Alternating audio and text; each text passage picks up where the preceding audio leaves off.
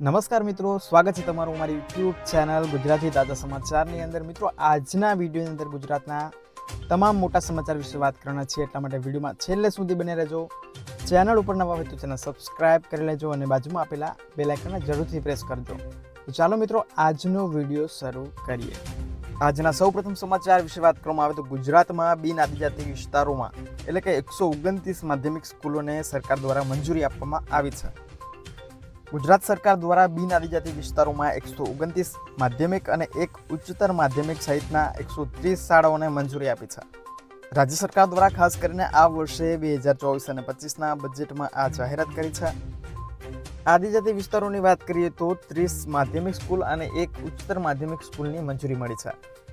રાજ્ય સરકાર દ્વારા સરકારી 162 સ્કૂલો શરૂ કરવા જઈ રહી છે, જેમાં અમદાવાદ જિલ્લાની 3 સ્કૂલોનો સમાવેશ થાય છે, જેમાં વિરંગામ તાલુકાના જેજરા ગામમાં, ધંધુકાના રોજકા અને ગુંજાર ગામની અંદર આ સ્કૂલોનો સમાવેશ થાય છે।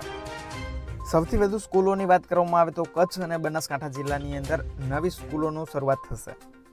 ત્યાર પછીના સમાચાર વિશે વાત કરીએ તો બ્રાઝિલમાં સૌથી મોટી પ્લેન દુર્ઘટના બની છે, જેમાં 62 લોકોને જતું પ્લેન ક્રેશ થઈ ગયું છે। સમગ્ર ઘટનાની વાત કરીએ તો બ્રાઝિલના સાઓ પાઉલોની અંદર પેસેન્જર લઈને જતું પ્લેન ક્રેશ થઈ ગયું છે। આ પ્લેનમાં 62 લોકો સવાર હતા। અકસ્માતની વાત કરવામાં આવે તો આ ફ્લાઇટમાં 58 મુસાફરો અને 4 ક્રૂ મેમ્બર હતા। આ અકસ્માત રહેણાંક વિસ્તારોની અંદર બન્યો હતો।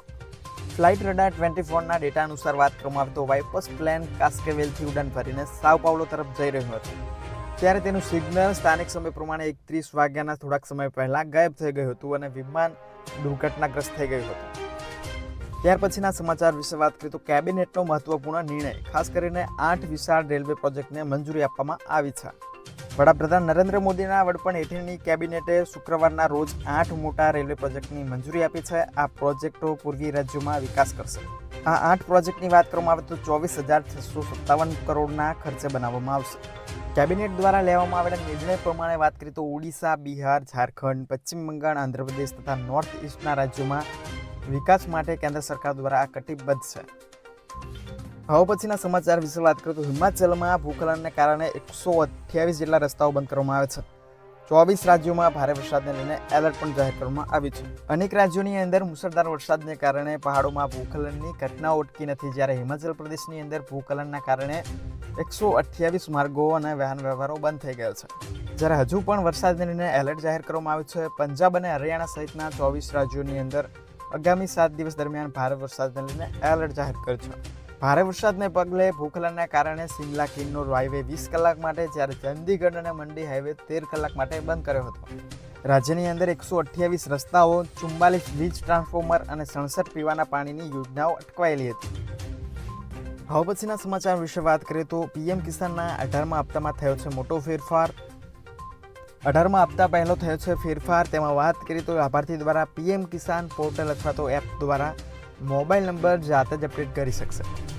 પીએમ કિસાનના 18મા હપ્તાની વાત કરીએ તો ઓગસ્ટ મહિનાથી નવેમ્બર સુધીની અંદર કોઈ પણ તારીખમાં બેંકના ખાતામાં આવી શકે છે। હવે પછીના સમાચાર વિશે વાત કરીએ તો રશિયા તરફથી યુક્રેન પર ભીષણ હુમલો કરવામાં આવ્યો છે। રશિયા દ્વારા વિમાનોથી યુક્રેન પર મિસાઇલો ઝીકવામાં આવી છે, જેમાં 9 લોકોના મોત થયા છે। રશિયા દ્વારા છોડવામાં આવેલી મિસાઇલથી યુક્રેનના શોપિંગ મોલને ધ્વસ્ત કર્યો છે। આ અગાઉ પણ યુક્રેનની સેનાએ રશિયાનો આવો હુમલો નિષ્ફળ કર્યો હતો। છેલ્લા 2.5 વર્ષથી પણ વધારે સમયથી ભીષણ યુદ્ધ લડી રહેલું યુક્રેન અને રશિયા બીજા દેશો પણ ધીમે ધીમે કંટાળી ગયા છે, જ્યારે રશિયા દ્વારા હજી પણ યુક્રેનને વિનાશ કરવામાં કોઈ પણ કચાશ રાખવા માંગતું નથી।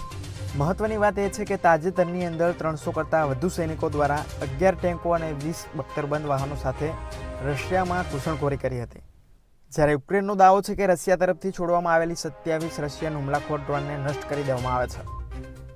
ત્યાર પછીના સમાચાર વિશે વાત કરીએ તો માત્ર 50 ગ્રામની વસ્તુ લગભગ 850 કરોડ રૂપિયાની નીકળી। આ સમાચાર વિશે વાત કરીએ તો બિહારના ગોપાલગંજમાંથી મોટા સમાચાર આવી રહ્યા છે। અહીંની પોલીસે 3 દાણચોરોને પકડ્યા છે। તેમની પાસેથી કબજે કરવામાં આવેલો પદાર્થ માત્ર 50 ગ્રામ જ છે, જેની કિંમત 850 કરોડ રૂપિયા નીકળી।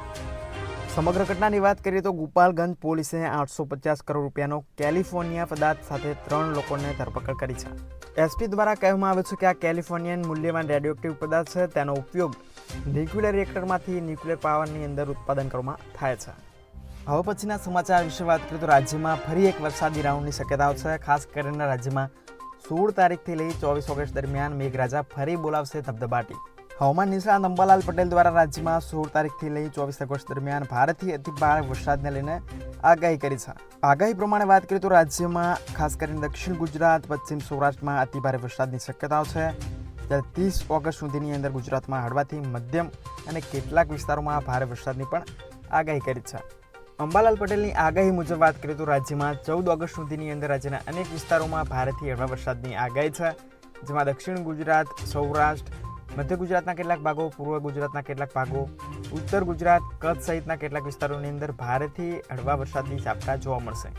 તો મિત્રો, આ હતા આજના ગુજરાત અને દેશ દુનિયાના મહત્વના સમાચાર. આવી રીતે તમામ અપડેટ્સ માટે મારી ચેનલ સબસ્ક્રાઇબ કરી લેજો. વિડીયો પસંદ આવે તો વિડીયોને લાઇક કરી દેજો અને તમારા મિત્રો સાથે જરૂર શેર કરજો. ફરી મળીશું નવા વિડીયો સાથે. જય જવાન, જય કિસાન.